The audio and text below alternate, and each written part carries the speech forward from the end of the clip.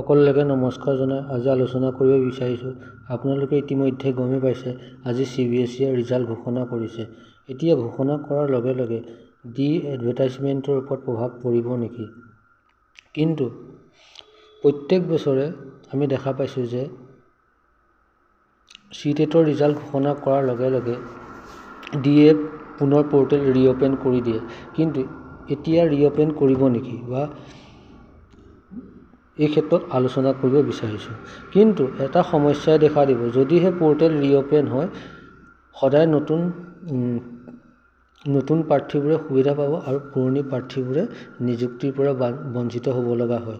বিশেষকৈ যিসকল প্ৰাৰ্থীৰ বয়স ইতিমধ্যে শেষেই হ'ব হৈছে সেইসকল প্ৰাৰ্থীয়ে চাকৰি এটাৰ আশা কৰি আছে।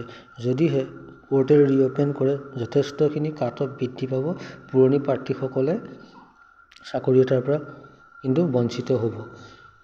কিন্তু এটা কথা কওঁ, চৰকাৰে এই ক্ষেত্ৰত খোলাৰ পদক্ষেপ ল'ব পাৰে, কিন্তু আপোনালোকে এটা অনুৰোধ কৰি চাব, কিয়নো পুৰণা প্ৰাৰ্থীসকল বা যিসকলৰ বয়স ইতিমধ্যে শেষ হোৱাৰ সময়, সেইবাবে সেই প্ৰাৰ্থীসকলেও যাতে চাকৰি এটা পায় তাৰ এটা সুবিধা কৰি দিব বুলি আপোনালোকে আবেদন বা অনুৰোধ জনাব পাৰে।